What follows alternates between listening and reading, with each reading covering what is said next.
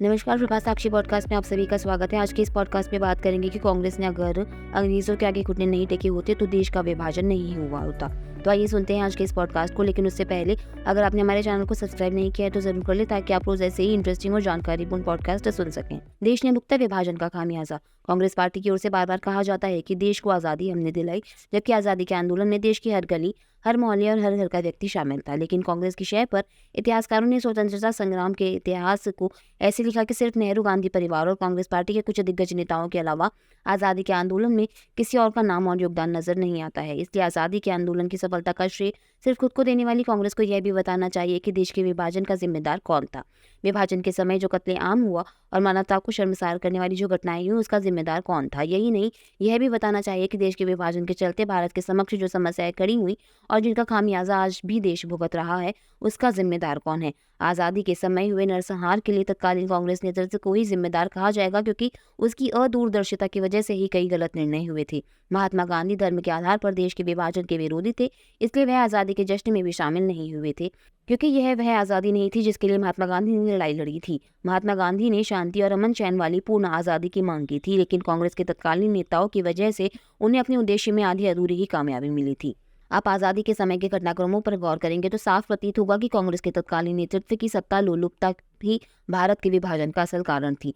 कांग्रेस जानती थी कि अंग्रेजों की बांटो और राज करो की नीति है। इस बात को समझते हुए भी भारत के विभाजन के लिए राजी होना एक बड़ी गलती थी। विभाजन की प्रक्रिया को अंजाम देने के समय अंग्रेज सरकार का विरोध नहीं करके कांग्रेस के तत्कालीन नेतृत्व ने बहुत बड़ा अपराध किया था। देखा जाए तो कांग्रेस का तत्कालीन नेतृत्व इस बात के लिए आतुर था कि कैसे जल्दी से जल्दी सत्ता पर कब्जा किया जाए, इसलिए भारत का विभाजन होते समय उन्हें कोई दर्द ही नहीं हुआ।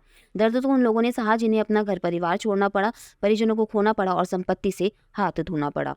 भारत में हुआ हिंसात्मक विभाजन। इतिहास में यह भी उल्लेख मिलता है कि अंग्रेजों ने जहां जहां पर राज किया, उनमें से उन्होंने सिर्फ 4 देशों आयरलैंड, फिलिस्तीन, साइप्रस और भारत में ही विभाजन कराया।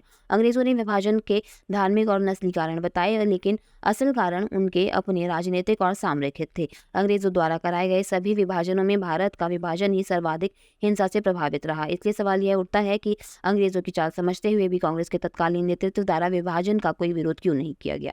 देखा जाए तो भारत का विभाजन मानव इतिहास में सबसे बड़े विस्थापनों में से एक है, जिससे लगभग 20 से 25 लाख लोग प्रभावित हुए थे। लाखों परिवारों को अपने पैतृक गांवों, कस्बों और शहरों को छोड़ना पड़ा था और शरणार्थी के रूप में संघर्षमय जीवन जीने के लिए मजबूर होना पड़ा था।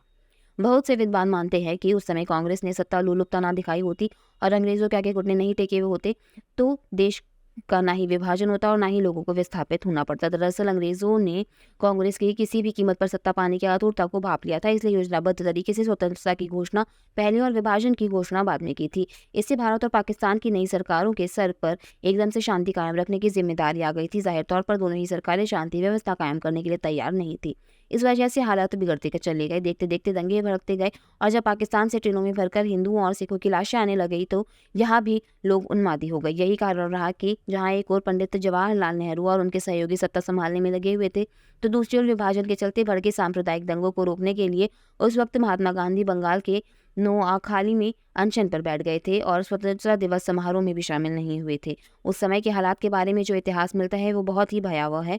15 अगस्त 1947 की सुबह जहां आज़ादी लेकर आई और सभी के चेहरों पर खुशी थी, वहीं यह भी दृश्य देखने को मिल रहे थे कि लोग ट्रेनों, बैलगाड़ियों और घोड़ों या फिर खच्चरों पर बैठकर या फिर पैदल ही सर पर सामान लादे हुए और अपने बच्चों का हाथ पकड़े हुए अपनी मातृभूमि को छोड़कर अलग अलग बन चुके देश की ओर रवाना हो रहे थे। भारत के विभाजन के समय भड़के सांप्रदायिक दंगों में लोगों की मौत का आंकड़ा 20 लाख तक बताया जाता है।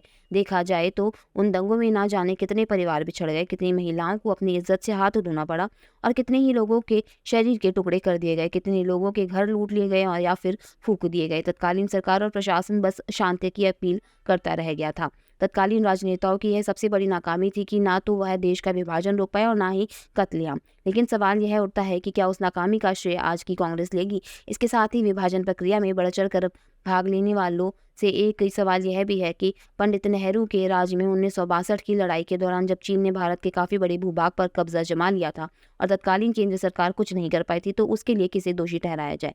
इसके अलावा विभाजन की प्रक्रिया में बढ़ चढ़कर भाग लेने वालों से एक सवाल यह भी है कि जब इंदिरा गांधी की सरकार 1974 में कच्चा तीवू द्वीप श्रीलंका के सुपुर्द कर भारत के हितों को नुकसान पहुंचाया था, तो उसके लिए किसे दोषी ठहराया जाए। आज़ादी के बाद भारत बना तीसरी सबसे बड़ी अर्थव्यवस्था। वैसे तो यह गर्व करने लायक बात है कि आज़ादी के बाद से अब तक भारत सबसे आगे बढ़ गया है और दुनिया की तीसरी सबसे बड़ी और स्वतंत्र लोकतंत्र के साथ तीसरी सबसे बड़ी अर्थव्यवस्था बन गया है। लेकिन देश के विभाजन के दर्द को कभी भुलाया नहीं जा सकता। अपनी आज़ादी का जश्न मनाते हुए एक कृतज्ञ राष्ट्र के रूप में हमें अपनी मातृभूमि की उन बेटे बेटियों को 14 अगस्त के दिन विभाजन विभीषिका स्मृति दिवस पर अवश्य नमन करना चाहिए, जिन्हें हिंसा के उन्माद में अपने प्राणों की आहुति देनी पड़ी थी। हम आपको याद दिला दें कि प्रधानमंत्री नरेंद्र मोदी ने ऐलान किया था कि हर साल 14 अगस्त को विभाजन विभीषिका स्मृति दिवस मनाया जाएगा।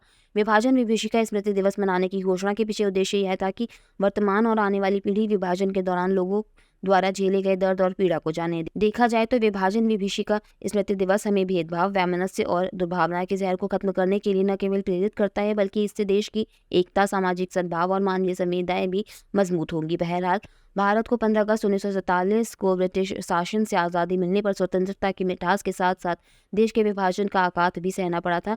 नए स्वतंत्र भारतीय राष्ट्र का जन्म विभाजन के हिंसक दर्द के साथ हुआ था, जिसने लाखों भारतीयों पर पीड़ा की स्थायी निशान छोड़े हैं। उस समय के सियासी सेनानियों ने कुछ ऐसी गलतियां की थी जिसकी बड़ी कीमत आम लोगों को चुकानी पड़ी थी। इसलिए एक बार फिर सवाल उठता है कि जो लोग भारत की आज़ादी का श्रेय अकेले लेना चाहते हैं, वह यह भी बताएं कि भारत के विभाजन के लिए किसे दोषी ठहराया जाए। आज के लिए इतना ही। अगले पॉडकास्ट में किसी और मुद्दे पर देंगे आपको विस्तृत जानकारी।